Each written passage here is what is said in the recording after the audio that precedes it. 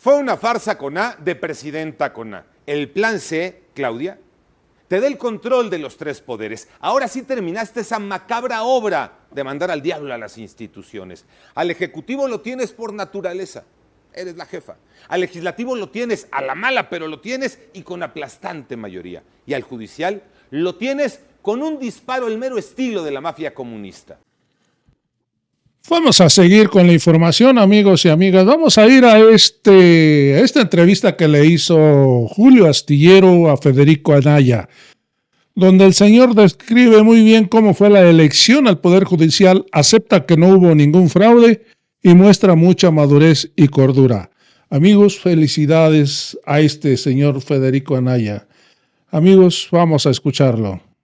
Nos estás diciendo que tú asumes que no hubo, digamos, una maquinaria formal que hubiera impuesto una serie de acordeones y decisiones por encima de una votación popular sensatamente libre, digamos.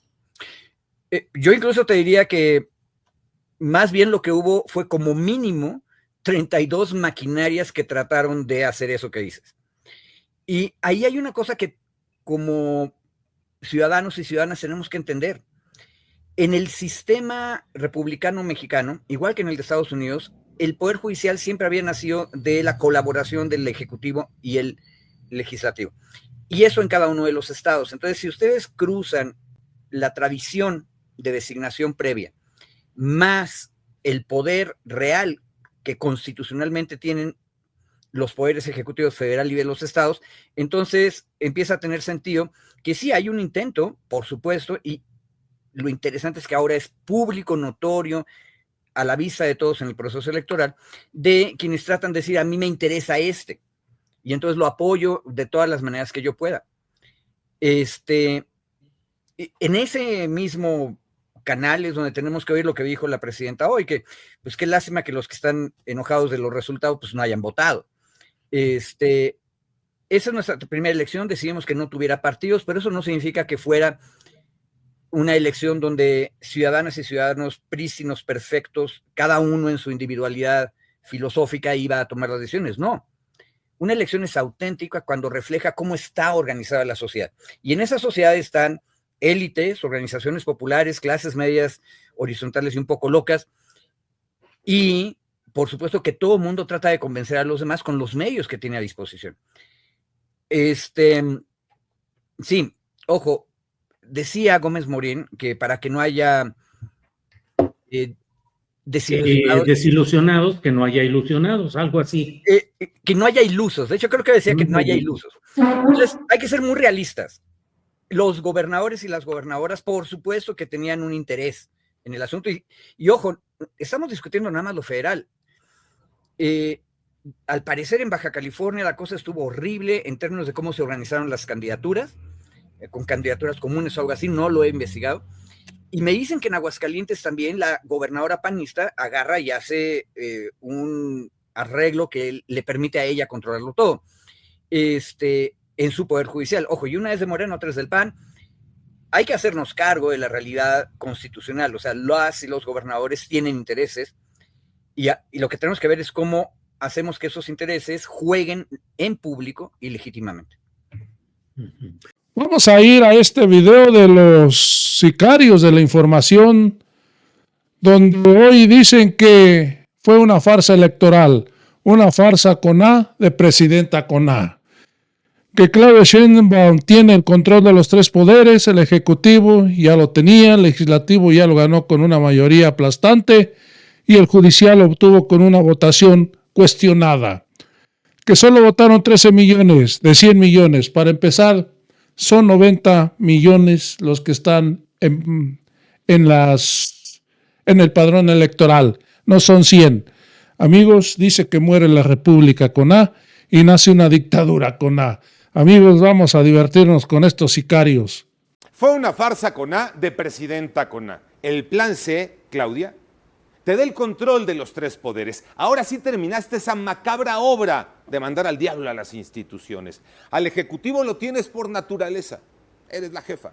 Al Legislativo lo tienes a la mala, pero lo tienes y con aplastante mayoría. Y al Judicial lo tienes con un disparo el mero estilo de la mafia comunista. La farsa con A no estuvo apoyada ni por los suyos. Solo votaron 13 millones de 100 millones convocados a las urnas. 87 millones de mexicanos dijimos no a esa farsa. Abstencionismo histórico. Morena se desmoronó y el modus operandi fracasó. Y aún así, con el rechazo de los ciudadanos, se atrevieron muy serenos, morenos, a declarar el triunfo de la democracia. Una democracia solo con sus candidatos, diciéndole al que votó cómo votar, con acordeón en mano, con la amenaza a los burócratas de trabajo por voto, con el recordatorio al que recibe beca o dinero por voto, con boletas marcadas, una democracia a la cubana, a la nicaragüense, a la venezolana. Es la democracia de los dictadores, de una autoritaria con A, de presidenta con A, de farsa con A. A la chingada nos fuimos todos. No solo ya saben quién. En este rancho llamado México, sus ministros de la Suprema Corte llegaron para quedarse 12 años y sus jueces y magistrados 9 años, gracias a una elección de Estado. Muere la República con A, nace la dictadura con A, de presidenta con A. Vamos a ir a esta entrevista que le hizo Juan Becerra al periodista Pedro Miguel, donde dice que la elección a los ministros de la Suprema Corte de Justicia dejaron de ser elegidos por el presidente. Ahora son elegidos por los ciudadanos. Ellos son los que lo hacen hoy. Que la gente común y corriente hable de juzgados, de distrito, magistraturas, habla de un avance cívico fundamental. Es lo que dijo el periodista. Amigos, vamos a escuchar la entrevista completa. Pedro, qué gusto saludarte. ¿Cómo estás? ¿Cómo viste la elección extraordinaria del Poder Judicial? Querido Juan, querida Luisa María, presidenta de mi partido, pues yo estoy muy feliz. Creo que logramos 3 cosas fundamentales. Una es la educación cívica, pues ya a nivel doctorado que se requiere para manejar una elección tan complicada como esta. Y es una educación tanto para las instituciones como para la ciudadanía, porque esto fue muy complicado. Atentó contra la democracia, como dice el dirigente nacional del PRI, que la erosiona y que la ataca y que va a impugnar y que fue una farsa. No, pues la gente votó, ¿no te parece un escándalo? Es que, claro, pues votar atenta contra la democracia. ¿No? Bueno, pues habríamos de entender qué entienden ellos por la palabra democracia. Pedro Miguel, ¿consideras que la participación ciudadana es la que se esperaba, que necesita mejorarse el proceso de la jornada, difundirlo, no sé, tal vez un poco más por parte de la autoridad electoral? ¿Qué aprendizaje nos deja en cuanto a la operación de esta jornada y en los ciudadanos, pues el participar, como lo hicimos ayer por primera vez, para elegir a nuestros representantes del único poder que no elegíamos, que es el judicial? Yo pensaba que si llegaban a votar 10 millones me daba por satisfecho. ¿Por qué? Pues porque es una elección inédita, es una elección sin manual, a pesar de todo lo que se ha dicho sobre los acordeones. No teníamos ningún precedente, ninguna experiencia, y creo que el que hayan votado 13 millones es formidable, ¿no? A ver, pues es que a los magistrados de la Suprema Corte los elegía una persona, que era Ernesto Zedillo o Calderón. Pues ahora los eligen 13 millones, es un avance notable, es un incremento democrático brutal, ¿no? Desde luego se requiere mucho aprendizaje, se requiere simplificar el proceso, creo yo, que está muy endemoniado. Además, esto ya se va a ir haciendo de manera paulatina, rutinaria, etcétera. Y creo que la ciudadanía entenderá que hay que estar preparados y hay que estudiar y hay que investigar y hay que conocer, pero mira, el hecho de que, como decía alguien en Twitter, que la gente común y corriente esté hablando de juzgados de distrito, de magistraturas, pues eso habla de un avance cívico fundamental, querido Juan. Y ayer, pues quienes participamos lo hicimos muy contentos. En efecto, no fue tan sencillo, o nada sencillo incluso en algunos casos, el decidir en la enorme cantidad de boletas que nos dieron, pero bueno, ahí estaba la información de cada uno de las y los aspirantes. Y Pedro Miguel, finalmente, sobre esta elección extraordinaria, pues tuvieron más votos los jueces, los ministros y los magistrados que en su momento el año pasado lo tuvieron los partidos de oposición en la elección federal. Es un dato no menor, ¿eh? Pues imagínate qué poco democráticos fueron los votos que obtuvieron esos partidos según Alito Moreno, ¿no? Estuvo, mira, a mi modo de ver, se manejó muy bien. A mí me costó mucho, a mí me llegaron 3 boletas más de las que esperaba. Yo me había hecho ya como mis cálculos y mis fórmulas y me llegaron más. Y me encantó el ambiente que imperaba, las familias comentando, platicando, consultándose. Pues claro que la gente llevaba acordeones, pues se necesita un chip de envidia de esos de inteligencia artificial metido en el cerebelo para llegar a votar con todas tus listas armadas en la cabeza. Claro que todo el mundo llevó su acordeón, pero fueron acordeones democráticos, armados en discusiones, en análisis, en consultas familiares de barrio, de amigas, de amigos, etcétera. Estuvo muy bien. Y hay un saldo que es el mejor de todos, querido Juan. La mafia de la toga se va para siempre. Así esperemos que sea y que se mejore el sistema de impartición de justicia en nuestro país. Ya luego, si me lo permites, hablamos de otro pendiente en Justicia en México, que es una necesaria, a mi parecer, revisión al sistema de procuración, es decir, a las fiscalías, querido Pedro. Ciertamente ahí tendremos que avanzar hacia eso, pero por lo pronto el avance de ayer yo creo que es histórico, maravilloso, sin precedentes, y estoy muy feliz. Gracias, Pedro Miguel, muchísimas gracias. Te mando un abrazo fuerte y nos vemos pronto, ¿no?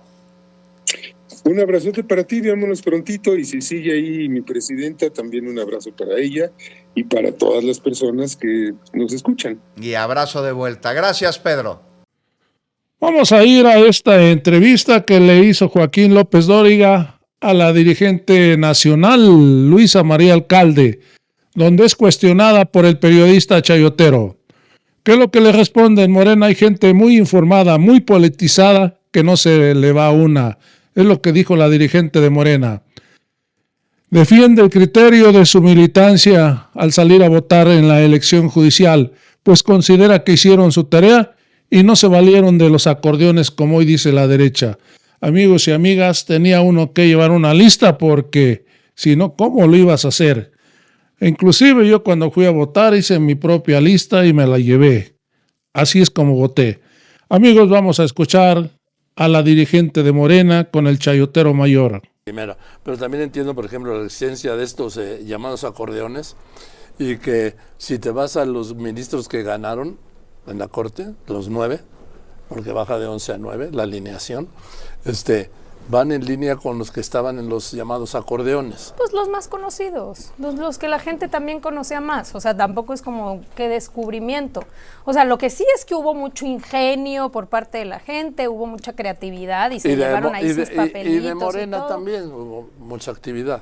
No, a ver, sí. En Morena hay gente muy informada, muy politizada, que no se le va una, la verdad, o sea, y es de las, yo te lo digo, lo he visto en todo el país, es de la gente más informada y también más crítica, y por supuesto que hizo su tarea. A ver, pues hubo muchísima gente que se puso a investigar, creo que muchos, incluso también de medios de comunicación, ayudaron a que se conocieran y se fueron perfilando mujeres y hombres más conocidos que otros, sin lugar a dudas, que me parece que hoy son los que ganaron. Ahora, va a haber, o sea, simplemente el hecho de quién va a ser el próximo presidente de la Corte es un simbolismo y es, digamos, es un símbolo de cuál es el cambio que vamos a vivir ahora. ¿no? O sea, ¿cuál es esa nueva conformación de la Corte donde el presidente es un presidente indígena que tiene toda la vida luchando por los derechos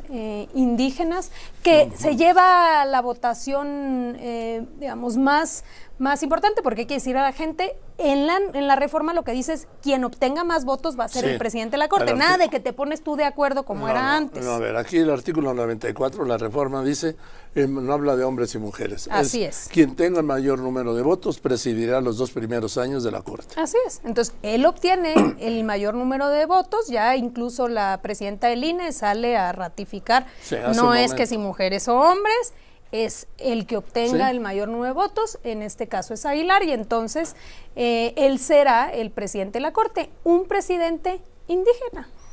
Sí, y de la 4T, de Morena. Pues a ver, no es que de Morena, es que no un hombre de lucha que tiene toda la vida, pero no es un agente, un dirigente de la 4T. No, pero es alguien importante. No, yo creo que es un hombre de izquierda. O sea, si ser de la 4T es ser de izquierda. No necesariamente. Pues lo que yo digo, no necesariamente. Entonces, ¿qué es él? Un hombre de lucha, un hombre de izquierda. Sí. No es un hombre de Morena, no es un hombre de la 4T, es un hombre de una lucha histórica que tiene toda su vida luchando. Te aseguro que mucho antes de que surgiera Morena. A ver, yo te lo digo, yo lo conozco hace muchos años. Digo, ¿sí? Sigo una gira a Hugo Aguilar. ¿Sí? Su lucha es anterior a Morena y a la 4T. Sin duda. Y te podría decir que es, no, anterior a López Obrador, no. Pero anterior a López Obrador, morenista, sí. Claro, pero por eso te digo, o sea, lo que resulta ahora un poco injusto es como decir, es que él es de Morena. No, él es un hombre que tiene toda su vida luchando y que creo que va a ser muy importante para las decisiones de la Corte el tener ese tipo de sensibilidad. O sea, es otro tipo de perfiles. ¿Qué podemos comparar, con todo respeto, a él con las presidencias que se han tenido donde la visión es distinta? Y la verdad te lo digo, muy vinculados a los grupos de poder, la verdad. ¿Cómo te explicas que había tanto favoritismo, por ejemplo, en todo lo que tiene que ver con el tema de impuestos, con andar guardando expedientes en los cajones durante 7, 8 meses, años? O sea, eso ya la gente no está de acuerdo con eso. O los excesos de los salarios, Joaquín. O sea, no podemos nosotros olvidarnos que apenas hace unos meses eran los ministros actuales los que incumplían con la propia Constitución. A ver, la Corte, su tarea fundamental es ser guardián de la Constitución. La Constitución decía, no puedes ganar más que el presidente. ¿Y qué pretextos se sacaron? No, espérate. Es que eso no nos aplica a nosotros, le aplicará a todo mundo, menos a los ministros de la Corte. Y seguían ganando 400,000 pesos mensuales. La gente también dice, oye, no se puede pasar por encima de la ley. Pues con esto me despido, amigos y amigas. Espero que te haya gustado el video. Si te gustó, suscríbete al canal y no se te olvide compartirlo, porque es muy importante que lo compartas, que te suscribas, que le des me gusta, porque esto ayuda para que crezca el canal y así estés bien informado con mentiras reales y no como lo hacen las televisoras, los chayoteros, que hoy en lugar de informar al pueblo de México lo desinforman. Por eso hoy son llamados los sicarios de la información. Amigos, nos vemos en el próximo video.